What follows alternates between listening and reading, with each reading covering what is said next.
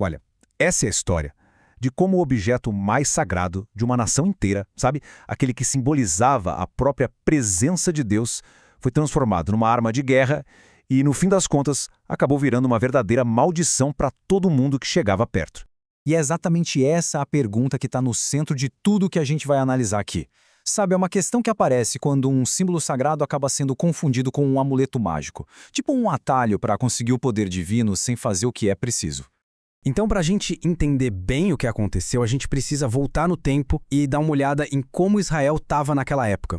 Era um momento, assim, de uma crise espiritual muito profunda e as consequências, elas estavam prestes a ser desastrosas. E no centro de toda essa crise, quem é que a gente encontra? A liderança religiosa. Hofni e Finéias, que eram os filhos do sumo sacerdote Eli, tratavam as coisas sagradas com um desprezo total. Eles não representavam a santidade de Deus, pelo contrário, eles a profanavam abertamente. Isso, claro, acabou enfraquecendo a nação inteira espiritualmente. É aqui que a gente vê o desespero virando superstição. Em vez de se arrependerem, de buscarem a Deus de verdade, os líderes de Israel tiveram uma ideia. Vamos manipular um símbolo. Eles acharam que só a presença física da arca ia garantir a vitória, tratando o trono de Deus como se fosse um pé de coelho, um amuleto da sorte. Bem, o plano deles deu espetacularmente errado. A presença da arca no campo de batalha não trouxe vitória nenhuma, muito pelo contrário, trouxe um juízo devastador. Foi um lembrete, assim, bem brutal de que a presença de Deus não é um objeto que a gente pode controlar. A verdadeira segurança não está no símbolo, e sim na relação com aquele que o símbolo representa. O tamanho da tragédia é difícil até de medir. Pensa só, 30 mil soldados mortos. A liderança dos sacerdotes, aquela que era corrupta, eliminada. E a arca, o maior símbolo da presença de Deus, capturada pelo inimigo.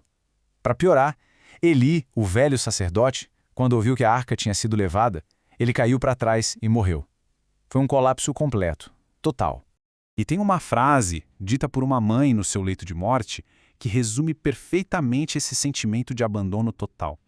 Ela dá ao filho o nome de Icabode, que quer dizer onde está a glória. É como se ela estivesse dizendo que com a perda da arca, a alma da nação inteira tinha sido arrancada. Mas a história da arca não acaba aqui. Longe disso. Agora, em território inimigo, ela deixa de ser um símbolo de derrota e se transforma no instrumento do poder soberano de Deus. A coisa vai virar. Para os filisteus, aquilo era o ápice da vitória, a humilhação final. Eles tinham certeza que o Deus deles, Dagon, tinha derrotado o Deus de Israel. Então, colocar a arca no templo de Dagon era a prova, o troféu dessa superioridade. Mal sabiam eles que iam aprender do jeito mais difícil, que estavam redondamente enganados.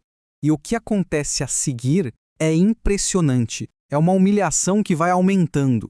No primeiro dia, a estátua de Dagon aparece caída, de cara no chão, diante da arca. Eles vão lá e levantam o ídolo de novo. Mas no segundo dia, a derrota é total e cheia de simbolismo. A estátua aparece caída de novo, só que dessa vez com a cabeça e as mãos cortadas. Pensa só, a cabeça que representa a autoridade e as mãos, o poder, foram arrancadas. Era como se Deus estivesse executando o ídolo dos filisteus publicamente dentro do seu próprio templo. Aí a gente percebe como a presença de Deus, que deveria ser uma bênção, se torna uma maldição para quem trata ela com desrespeito. Uma praga de tumores, que talvez estivesse ligada a uma infestação de ratos, começa a se espalhar de cidade em cidade filisteia. A cada lugar que a arca ia, o pânico só aumentava. E isso mostra muito bem a ironia da situação toda, né? É o mesmo objeto, mas provocando duas reações opostas, e as duas estavam erradas. Para Israel era um amuleto que eles achavam que podiam manipular. Para os filisteus, virou um objeto de terror incontrolável. Ninguém, nem um lado nem o outro, estava entendendo a verdadeira natureza do Deus Santo. Depois de meses de terror, os filisteus chegam numa conclusão desesperada. A gente precisa devolver essa arca. A questão era como se livrar da presença de um Deus tão poderoso e perigoso assim. E o plano deles é muito revelador. Mostra medo, claro, mas também uma percepção teológica que surpreende. Eles reconhecem a própria culpa, criam uma oferta simbólica para tentar acalmar a ira divina e, o mais incrível, eles se lembram da história do Êxodo, do que aconteceu com os egípcios. Olha que coisa, os pagãos estavam aprendendo lições da história de Israel que o próprio povo de Israel parecia ter esquecido. E para ter certeza, eles bolam um teste final. A lógica era a seguinte: o instinto natural de uma vaca que acabou de dar cria é voltar para o seu bezerro. Então eles pegam duas, tiram os bezerros de perto delas e atrelam a um carro, com a arca. Se essas vacas, contra todo instinto, andassem na direção oposta, em linha reta para Israel, bom, aí seria um sinal claro de que as pragas não foram coincidência, mas um ato do Deus de Israel. E o milagre acontece. A natureza se dobra à vontade do Criador. As vacas, mugindo de saudade dos seus bezerros, caminham retinho, sem se desviar, direto para Israel. Aquele som de dor delas enquanto marchavam obedientemente era um testemunho poderoso do poder de Deus. O sinal não podia ser mais claro. Foram 7 meses. 7 meses de pragas, de pânico e de uma demonstração clara, sem deixar nenhuma dúvida, do poder de Deus em terra estrangeira. Quando a arca chega em Bet-Semes, uma cidade de Israel, a cena é de pura alegria. O pessoal está no meio da colheita de trigo, um tempo de festa, e de repente o símbolo da presença de Deus retorna. A sensação era de que a glória estava finalmente voltando para Israel. Só que a alegria virou tragédia. Aquele alívio todo deu lugar a um excesso de familiaridade, a uma falta de respeito. Por pura curiosidade, alguns deles foram lá e olharam dentro da arca. Eles trataram o objeto mais sagrado da sua fé como se fosse uma peça de museu, uma relíquia qualquer.